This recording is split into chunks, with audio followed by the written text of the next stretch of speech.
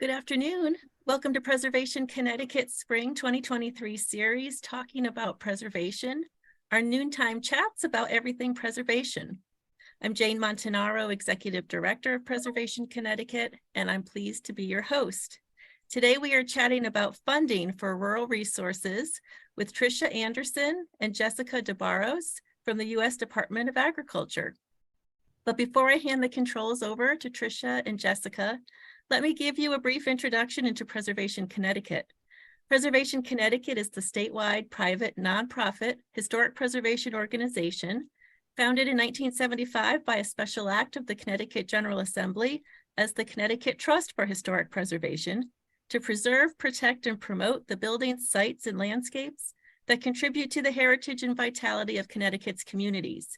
We are statutory partners with the Connecticut State Historic Preservation Office, and I'm proud to say that for over 4 decades, we have successfully championed the protection of remarkable community assets all over the state by leveraging funding, advocating, forming partnerships, and promoting stewardship. Our office is on Whitney Avenue in Hamden, Connecticut, listed on the National Register of Historic Places. Shown here, our 1827 boarding house, the only surviving residential structure of an industrial village that's centered on Eli Whitney's armory. It has served as Preservation Connecticut's headquarters since 1989. We have a staff of 9 preservation professionals and a board of 21 preservationists from around the state. Staff listed here are always available to assist with inquiries. Christopher Wiegren, our Deputy Director. Contact Chris for information on historic preservation easements, our bi-monthly magazine, Connecticut Preservation News, our Olmsted in Connecticut Landscape Survey Project, or to arrange a book talk for his book, Connecticut Architecture, Stories of 100 Places. Renee Tribert, Making Places and Preservation Services Manager. Please contact Renee for information on redevelopment of historic industrial sites and tax credit applications.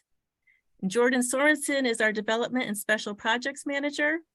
Jordan manages our communications and outreach to members through social media and email, receives and monitors demolition notices from municipalities, and prepares historic tax credit applications and nominations to the State and National Register of Historic Places.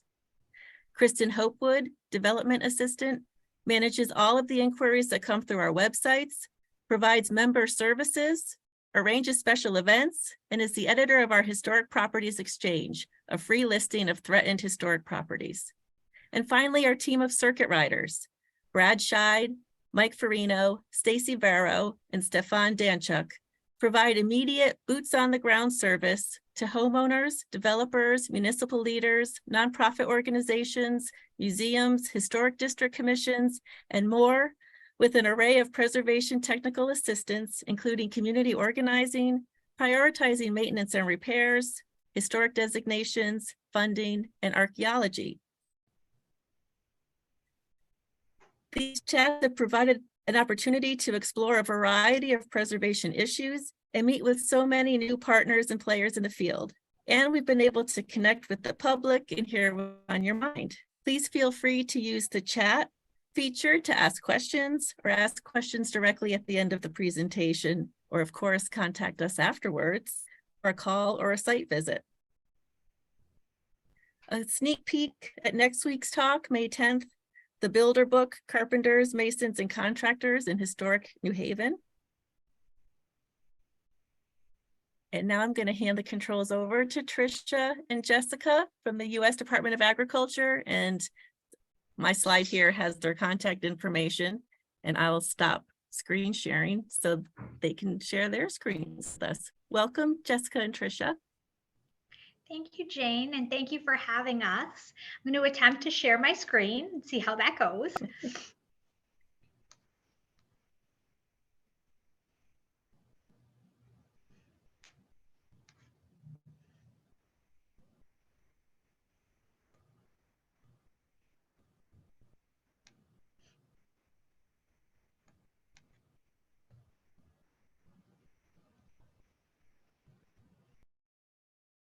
Here it comes.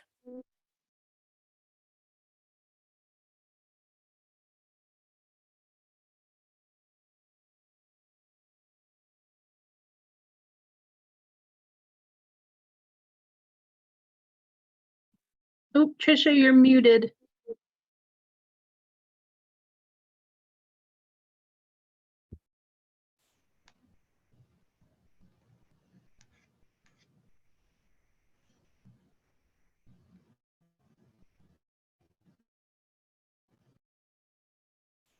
Am I still muted?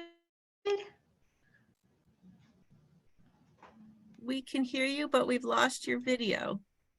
Oh my There you goodness, are. I apologize. Let me try again. Are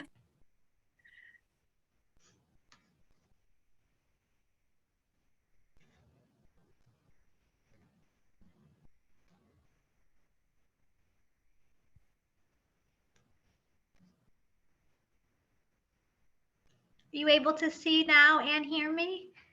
Yes, both. Okay, wonderful. Apologies for that technical No trouble at difficulty. all.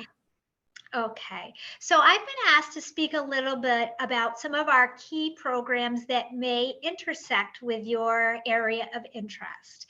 And the first one that I'm going to talk a little bit about is our Community Facilities Direct Loan and Grant Program. And this program can be used to work towards renovating historic buildings, as well as doing construction of new buildings. So the first key question that we ask, because we're USDA rural development, is the structure located in a rural area? And the way that USDA for this particular loan and grant opportunity defines rural is it's a city, village, township, or town, including a federally recognized tribal land with less than 20,000 residents, excuse me. And we look to the US Census data to determine whether or not there are less than 20,000 residents in this rural area. And currently, we're actually still using 2010 census data. We expect that by our next federal fiscal year, we'll be using the new 2020 census data. And as I briefly spoke about, excuse me, the funds may be used to purchase, construct, or improve an essential community facility. So that would come into play for the renovation of a historic property. We can also use this funding stream to purchase equipment or pay related project expenses. So those related project expenses could be if you have a need for architectural services or other types of soft costs, essentially. One thing that we aren't able to do with this program is to pay soft costs that aren't then connected to an actual renovation project or construction project. And the other kind of important thing is that we can do all sorts of essential community facilities, but how are those essential community facilities sort of defined? Well, we can do anything along the lines of healthcare or town halls, courthouses, anything with community support services like childcare, community centers, public services like fire, police, prisons, museums, libraries, all sorts of facilities. And this is an exhaustive list. It's just giving you an indication of the type of facilities that we can work with. And so local food systems such as community gardens and food pantries, all of these would be included in what's considered a community facility. One caveat and thing that comes up rather often that we cannot work on is recreational facilities. Things that are defined as recreational are not permitted for federal funding. And what types of funding are available? Well, we have both loans and grants. The loans, we have a little bit more of an allocation of funding for the loans. Each year we receive an allocation for the state of Connecticut that comes from our national office as passed by Congress. And this year we received just over $5 million. in available loan funds.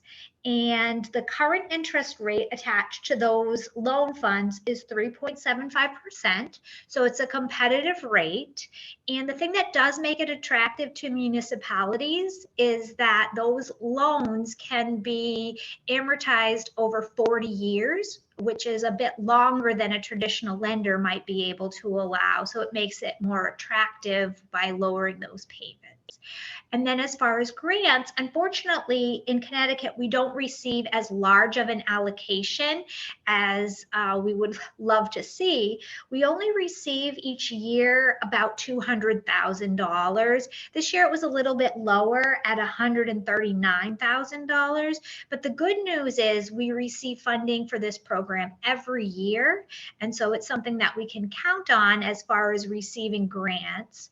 That can be used for this purpose. One thing that we always say is that we might not be the only source of funds on a project, but we're a good partner organization to come in on a project and provide some source of funds. And we could also, it says here, do a combination of loan and grant. So you would wonder maybe what are the priorities of seeking funds? Smaller communities with smaller populations, and then lower income communities as well. The other thing to keep in mind for the grants is that it's a matching grant. So what that means is depending on whether or not your community has a higher or lower population or a higher or lower median household income, we determine based on those statistics what the percentage of grant availability is versus the match. And it's all based on federal regulation. And it can be a little confusing. Like if you're looking at the center of my page now where it says a maximum of 35% when the proposed project has a population of 20,000 or fewer and the median household income, meets these standards. So that's sometimes a little difficult to navigate. Luckily, we have these handy spreadsheets that we reference that will tell us each town and by county, which particular towns in Connecticut are allowed grant. And it's less, I would say, maybe than other states because Connecticut tends to have higher median household incomes. But we could always, based on a project, do an analysis and see whether or not a grant is an option. And if not, maybe we could look towards loan. But if there are any specific projects or anything anyone on the call has in mind, we would be more than happy to evaluate that with you and see what we can do on the CF side, community facility side of things for grant and loan. So this is just letting you know it's done by town. I'm just scrolling through quickly. And then the other thing we have is CDPs, which are census designated places. So if on the census there is a census designated place within your town, sometimes that gives an additional option of us looking at that smaller portion of a community to see if the facility is located there. There might be another possibility of a higher grant amount. Okay, so that was one particular program, and I'm happy to answer any questions anyone has about that program, either on this call or privately afterwards.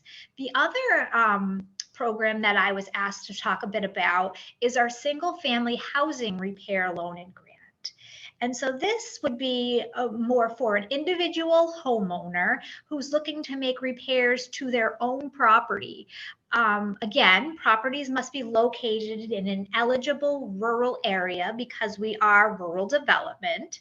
And so to figure out whether someone's property is located in an eligible area, we do have a website with a link where they could go if they were interested and enter in their address to see whether or not it's in an eligible area. The other thing that is always available is for them to contact me directly, and I can help them and assist them to figure out whether their property is considered to be located in an eligible area. And so there are both loans and grants. Loans can be used to repair, improve, or modernize homes or to remove health and safety hazards. But grants must just be used to remove health and safety hazards. So they can't just be for home improvement. The maximum loan amount is $40,000 and the maximum grant is $10,000. And loans and grants can be combined for up to $50,000 in assistance. Loans would be repaid over 20 years, and there's a fixed interest rate of 1%. And grants have a lifetime limit of 10%. And grants must be repaid if the property is sold in less than 3 years. One thing to note about grants is that typically those grants, in order to qualify, you must be over the age of 62 or have some sort of physical disability. I believe that's probably on this sheet.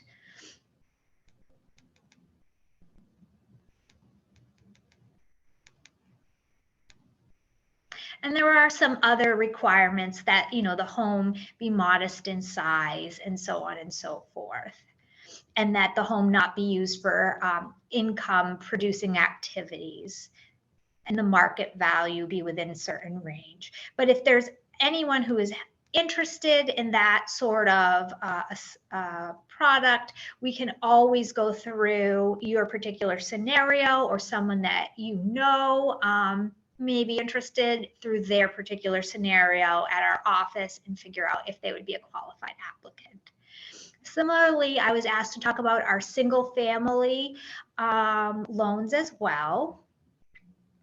We have a guaranteed program, which you would go to a local lender and apply, and then it would just simply be backed by our by the government. So you wouldn't be applying directly to USDA, you would be applying to a local lender that is approved to issue our single family guaranteed loans.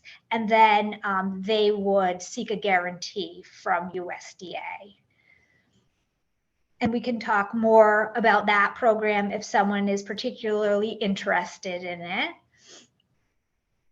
And again, you would need to be looking at a property or interested in a property that's located in an eligible area.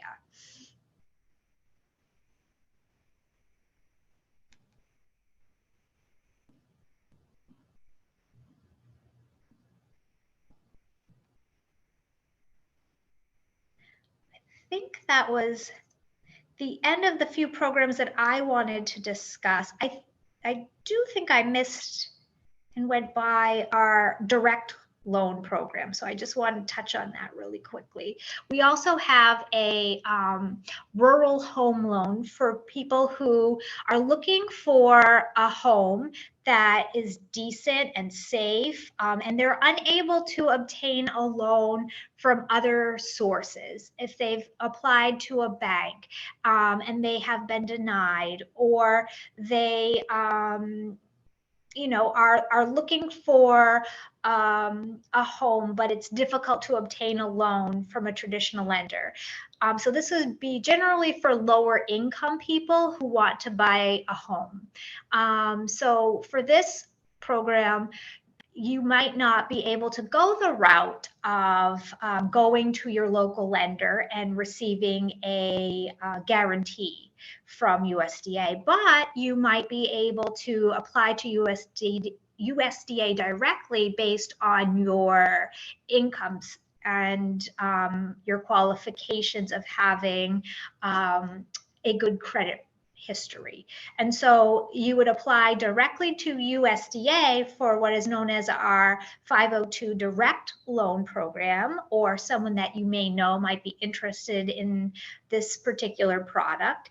And so you would just need to make sure that the properties that you are interested in would be in a rural area, And so we have tools to figure out whether or not the properties that you're interested in are located in an eligible area. Those mapping tools are available and are linked on this particular website. And then also, there are income limits for different areas to make sure that the person who is seeking housing in those rural areas makes less than a certain income limit to qualify, because this is for low income applicants.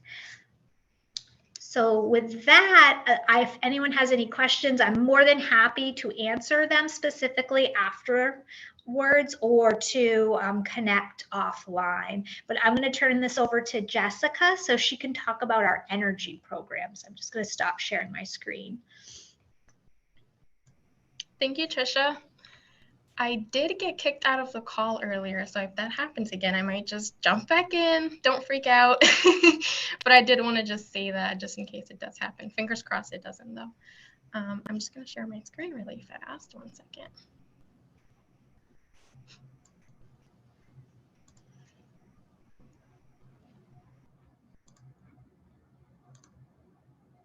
Okay.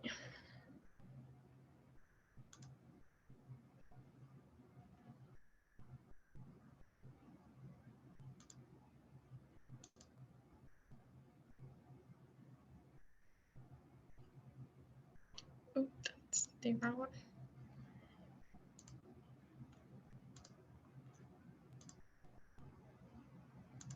There we go.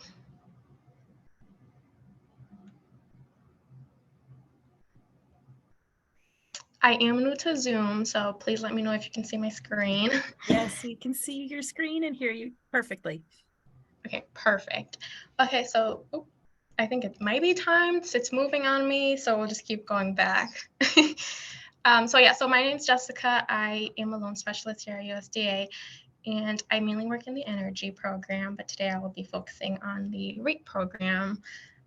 So the REAP program stands for Rural Energy for America program. It's a program designed to help fund renewable energy systems and energy efficiency improvements. These can help rural businesses offset their energy costs or minimize their energy usage. So I'll jump right in. Okay, so the REAP program can come in 3 different fund types. The most common is grants. And then we also offer it as a loan guarantee, and then you could do a combination of both. For the grant funds, those can cover up to 50% of your total project cost. And then I believe the loan guarantees can cover up to 75% of your total project cost. And that for the combination of a grant and loan, that is also a 75% coverage. There's like 3 different categories that the project types could fall into. The 2 most common is the renewable energy systems and the energy efficiency improvements. We also do offer the equipment and systems energy efficiency, but that is only offered as a loan guarantee. Here I listed some examples for projects that would be eligible as renewable energy. Most common that we see are solar panels, but we have funded all of these in the past. As you can see, project sizes can range from like a small project like solar or like a larger project like a anaerobic digester. Here I have listed the energy efficiency projects that would be eligible. Most common that we see are switches to LED lighting, but like I said, these can range from small projects to larger projects like installation as well. Let's talk about who can apply for the REAP program. So the REAP program is open to rural small businesses. They do have to be located in a rural area or a non-metro community of 50,000 population or less. We do have, I did include it in this slide, but we do, if you go on the USDA website under REAP, we have a link there if you're unsure if you are located in a rural area or if businesses, and you just put in the address and it just easily tells you if it's eligible or not. A rural small business would have to be private, for-profit entity, as nonprofits would not be eligible for the REAP program. The size standards must meet the SBA standards. A rural small business can be cooperative. It can be an electrical utility. It could also be a tribal corporation or even a tribal business entity. Agriculture producers are also eligible to apply for the REAP program. USDA defines agriculture producers as any individual or entity that engages in the production of agricultural products.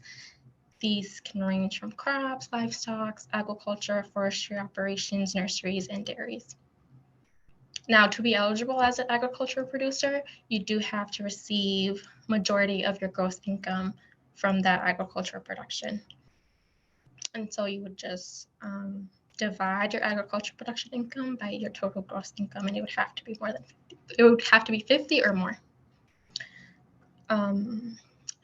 The rural area rule does not apply for agricultural producers. They can be located in a rural or urban area. However, the project has to be located at the site of the production. I've listed here some important highlights to keep in mind. You can apply for both a renewable energy and an energy efficiency improvement program. It would be one per fiscal year, and it would have to be 2 separate applications, and it would be processed and determined eligibility separately. The most that you could request for a renewable energy grant could go up to $1 million, and half of that at $500,000 for energy efficiency. Another thing to keep in mind is there is no residential benefit allowed. So if you do have what that means is if you do have residential property, the energy usage would have to be separated from the farm use or the business use. Another thing to keep in mind is that the REAP program is very competitive. Every application is scored based on how we get them, and that's how they are funded. This is a reimbursement grant, so they are going to be paid after the project is done, which is typically 2 years. So another change that has happened is we used to only have 2 rounds for applications to come in, and so now that has changed to 6 quarterly rounds. Our next one opening up is June 30th. That will stay open, and then the next one will be September 30th, and then the follow quarters are December, March, June, and then September.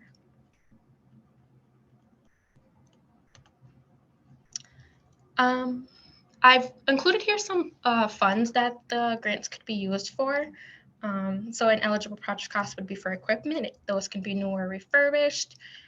Post-application constructions just means that anything prior to the submission of the REAP application would not be eligible. Retrofitting, professional service fees, permits and license fees, working capital. Like I said, residential energy projects, if it's fully or more residential than it is for a business or a farm, then it would not be eligible. Large equipment would not be eligible for this unless it's DIG loan. Like I said, pre-application constructions, anything prior to the submission of the REAP application would not be eligible. Lease payments, any grant writer fees would not be eligible, or payment to the applicant. I've included some projects that we've done in the past, so let's look at them. This was a renewable energy project. It was in the state of Massachusetts, and it was the Morning Glory Farm. Their project was a 50 kilowatt wind turbine. They had a total project cost of $200,000, and well, this was when the grant request before this current fiscal year was at 25%. As I said earlier, now it is up to 50%. So, but here they were at 25%. So they applied for and received a $50,000 REAP grant alongside a $50,000 state grant. This project was able to offset 98% of their electrical needs, and that's a total of $14,286 annual costs and savings. Another one is this one's in the state of Connecticut, and it's the Stonington Vineyards. And their project was for insulated pipes and tanks, but also refrigeration updates. Their total project cost was $96,000. They applied and received the $20,000 REAP grant alongside a state grant of $20,000 as well. They were able to save energy 35%. Here in our jurisdiction, Massachusetts, Connecticut, Rhode Island, the energy coordinator is Jacob Charette. Jordan and myself work with him, so we are the best people to contact for any REAP questions, interest in applying for REAPs, and these are our contacts. That's all I had for you for today. Great, thank you, Jessica. Thank you. Thank you, Tricia. I just have to stop sharing my screen. Okay. Great.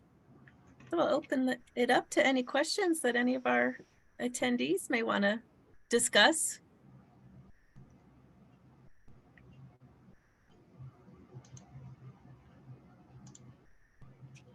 I see De La Rosa. No, that was just my cursor. One question that was submitted ahead of time. People were asking, are cemeteries eligible for any funding? So I would think that it would depend on whether or not the cemetery was privately owned or owned by a city or town or tribal entity, because we don't have necessarily much funding for privately owned properties. Unfortunately, we do have funding for what we term essential community facilities under the community facilities loan and grant that I had mentioned for what's termed essential community facilities. And so although I haven't personally done a cemetery project, I don't know that we wouldn't be able to do one if it was owned by the community. Okay. Well, that was a good question.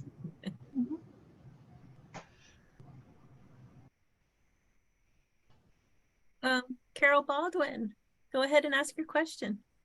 Hi there. I'm in Weston, Connecticut, and involved in a nonprofit community farm project. And so it sort of sounds like the Renewable Energy for America program would not apply to us because we're a nonprofit. We're also town-owned property. I don't know if that makes a difference, but we're building a new building on and it's a community facility, and we were hoping to put solar panels on it. So I was wondering if there are any options. Thank you. So I can speak to part of it, and I'll let Jess speak to the other. So there are always options, and we can always be creative. And so we would look probably first at the community facilities grant where it's a town-owned property. And we would see whether or not, based on your location, which you said was Weston. Let's see. Yes. Yep. Sorry, I muted myself. Yep. Weston, which is under 20,000 residents. So it is rural, I think, by your standard. And can you tell me which county Weston is in? I apologize, I'm not from. Oh, no, no worries. It's Fairfield County. Yeah. So because Weston had in 2010 a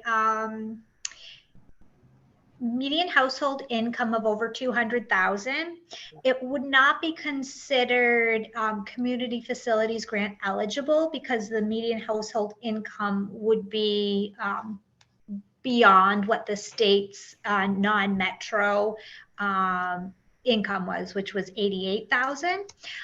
So it wouldn't be grant eligible under a community facilities program. But that doesn't mean that I am out of ideas. So I have what's called a rural business development grant, which is kind of my fallback when all else fails.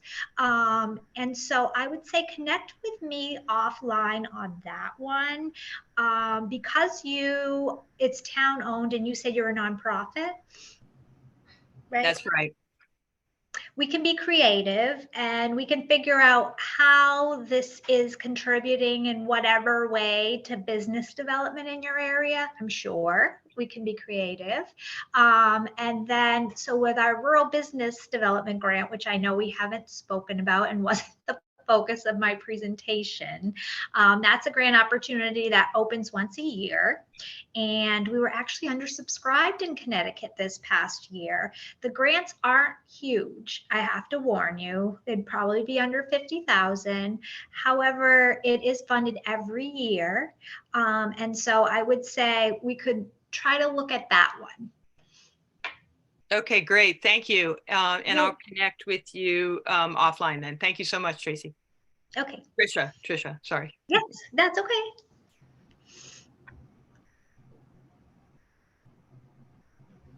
In the chat, Susan had asked about discussing the CDP grants. Susan, were your questions answered or did you have more that you wanted to find out? I just would like to have a little more clarification about those CDP grants, because even though Granby is assigned a certain percentage of, I think it was percentage of the project cost that could be covered. North Granby, which is where the town-owned library building is, was listed as one of the CDP areas. I'm a little confused by that relationship between those two characterizations. Sure. So let me check Granby and then let me check the other.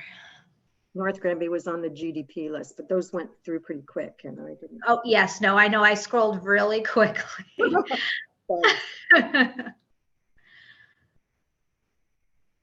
Yes. So Granby as a town is, again, not considered to be grant eligible because back in 2010, and I don't know how the numbers will come through in, excuse me, I'm sorry, my work phone is on. Let me just silence that. Was considered to be not grant eligible because in 2010, the median household income at that time was $97,500, while the state non-metro income was $88,069. So East Granby, I don't know if that. So it would be North Granby. North Granby. Okay, so let me find that one on our chart. It's more rural and it's where Okay. one of the town libraries are located. Okay, I'm just scrolling.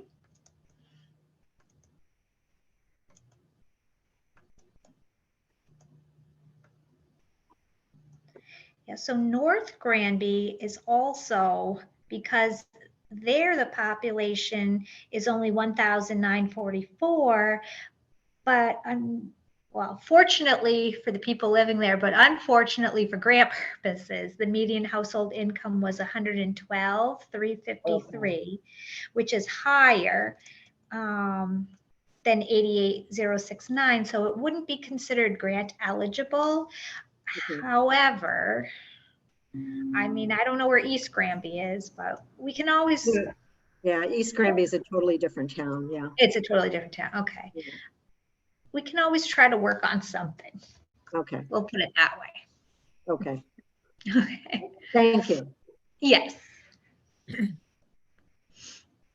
I think it would, I'm just going to ask questions because this was a lot of information. Oh, of course. And I've been looking at a lot of information, so I'm a little overwhelmed and confused. So I'm just going to ask you, maybe you can direct me. Yeah. I bought a property in Canton in December. It's an old property. The house was built in 1789. But there's 4 houses and 5 barns on the property and everything needs work. So I'm just going to say, direct me. I've been in contact with Energize CT, and I was kind of wondering if there's any crossover with your programs and Energize CT when you're talking about the REAP. energy stuff that Jessica was talking about. So any way that you can direct me, that would be awesome. So I'll have Jessica address that. Excuse me. Sorry, my internet is going off and on. What was it? I just bought an old property in Canton. I've been in contact with Energize CT. I need to get the weatherization assessment done, but that's just where I'm starting. I need additional resources for roofs, heating. Just it needs a lot of everything needs a lot of new stuff. So just looking for the best direction to go into. But I was wondering if you're already connected. Is there crossover between you and Energize CT? So it would, go ahead. Go ahead, sorry. I was just going to say, so is it like not, I shouldn't bother with you in terms of the energy stuff if I'm connected with Energize CT? The REAP can be used with other state. I'm not familiar with the Energize CT. So, but if it is a state funding, it can be combined with REAP. REAP just has this limitation to federal. It cannot be combined with other federal funds, but it can be combined with state funds. So I just would make sure what the Energize CT is. I'm not familiar with that. I don't think I've heard of them. So I don't think we've worked with them much, but that could be wrong. I don't know if they're government or state. Yeah. So I would just check on that. If they are state, it can be combined with REAP. Okay. How about for things that the energy wouldn't like roofing? I didn't catch what property that was. So if it does meet the eligibility, you could do a roof mounted solar panels on that. Yeah, no solar panels on the house. It's built in 1789. We wouldn't do that to that house. And not to mention we have a lot of trees. So is it a residential property? Was that said? It was an old farm. So there's 4 separate buildings that are houses, but there's a couple of units in 2 of the buildings. So there's 6 units altogether. But they all need roofs, windows, doors, heating. Yeah. Not too sure about the doors and the other equipment, but those could be. I encourage you to talk to the energy coordinator for a loan for those. The grants that I did through the REAP program is what you're talking about. Program, yes. Okay, and that would be, Tricia, that would be the resource that I should look into and not one of the other ones that you've mentioned? I would start with speaking to the energy coordinator. Okay. Depending on what he has to say, because there are higher levels of grant funding in that program, then I would connect back with me and I can put you in touch with our housing program. Likely there, you would be looking at a low interest loan if qualified for the primary home's roof. We wouldn't be able to do outbuildings with that particular program. Well, yeah, that's okay. The house is is your first priority, of course. Yeah, exactly. Yeah, yeah. Okay, so who would be the person that I'd be reaching out to, Jessica? Who would I be reaching out to at this point? You can reach out to me and I'll get you in contact with the energy coordinator, or you could directly message him. I did include him on these slides, but I can have that sent over to Jane, and maybe we can set up an email after this presentation, and I'll include the slides and information as well. All right, that would be good because I tried to get it and it it goes fast. All right, thank you. Great, thanks, Lori. Gwen, go ahead with your question. You have to unmute. Hi, everybody. Sorry about that. I represent WPI, and we are the Wyndham Center-based nonprofit. We're restoring the Wyndham Inn, and Wyndham Center is part of the greater Wyndham Willimantic area, which is over the 20,000 resident maximum. So I'm wondering if there are eligible programs, and I think there may be a few we could apply for. Could we apply for as Wyndham Center based, which is a lot smaller, or probably the smallest, most rural section of Wyndham? So Wyndham's a special case for me because we have Willimantic as a CDP, which is one of our targeted areas based on our national office innovation centers priority areas that they came to us with because of different social justice measures last year. So we're targeting Willimantic, and we have been in the past with our grant dollars. And so I shouldn't say this publicly, but I'm going to anyway, because I always do. I have as a priority for, as the Connecticut area director, Willimantic. And so the way I see it is once we pull Willimantic out of Wyndham, then it's kind of like a bite at an apple. Then what's left? A very rural area. And so if we're able to fund the CDP, then why not fund the remainder? I'm working with CLIC, which I'm sure you're very familiar with in your area currently. We're going to be working with CLIC as well. So yes, yeah. So I know your area well, very familiar. So anything I can do to help, I'm really happy to connect with you offline and talk through your needs and ideas. That's great. Are you going to provide your contact information with the? Yes. Yeah, we'll make sure you presentation's have great. And the in right now is we had a feasibility study done. So the community and WPI recommended a mixed use. So essentially it's going to be a cafe, which CLIC will help us manage along with developmentally handicapped adults. And it will contain WPI flex space for gallery exhibits, community space. And then we're also doing apartments. What we're finding is a lot of our older community residents are leaving, not because they want to, but because they can't manage their homesteads anymore, and they need something smaller, and there's nothing smaller in town, in the village. So I don't know if we could segment, if the housing portion would invalidate or use. So what we say is normally we're not supposed to, with community facilities, do housing unless it's transitional housing or associated with some sort of treatment of some kind. However, we also look at whether or not it's less than 25% of the overall building use. We have all different ways of strategizing and figuring situations out. We also have, as I had mentioned earlier, our Rural Business Development Grant, and other times that money just happens to come our way, whether it be for a disaster or healthcare funds for COVID or whatever the case may be.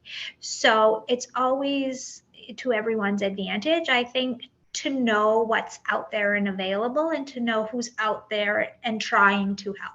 And so that's why I think this call is really wonderful, so that we can meet each other and that we can work together if possible in the future. Okay. I'll connect with you after the Great. seminar. Thank you. Yes.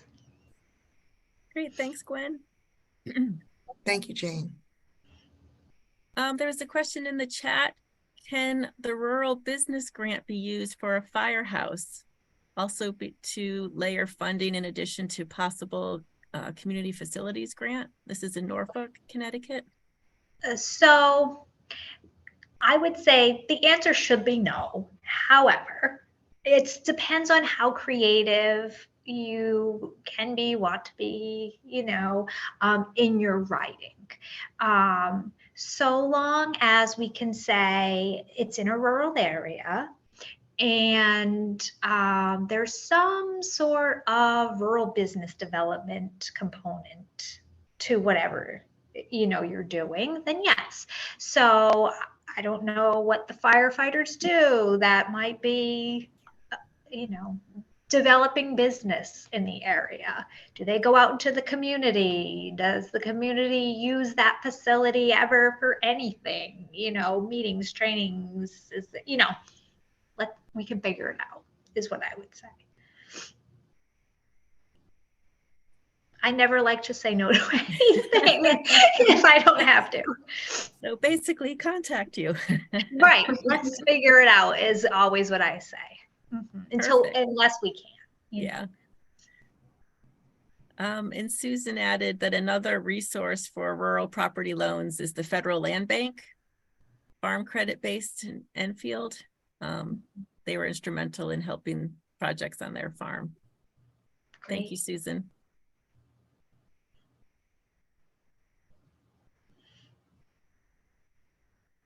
I think we covered everything in the chat.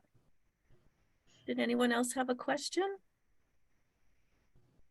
It's a lot of information to take in. Oh, yes.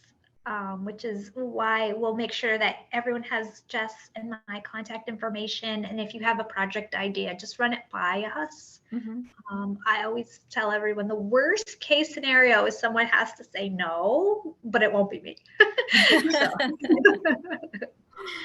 Yep, so we'll follow up with the slide deck and contact information via email to the participants. And then this recording is also available on Preservation Connecticut's YouTube channel. That should be up tomorrow. And before I let you all go, I just want to remind everyone of our members and community that Connecticut Preservation Awards are tomorrow evening in the New Haven Country Club in Hamden. So I hope I'll see many of you there. And May 18th, we're doing a member event, a tour of the Fish Church, First Presbyterian Church in Stamford, a wonderful modernist church. So please sign up and join us on that tour then. Thank you very much. Thank you. Thank you. Thank you, Tricia and Jessica. We appreciate your insight very much. And thanks Thank you for everyone for having joining us. Thank you, Bye-bye. Jane. Bye-bye. Bye. Jessica, I just need to grab your connection information. Yes. Ready? Yep.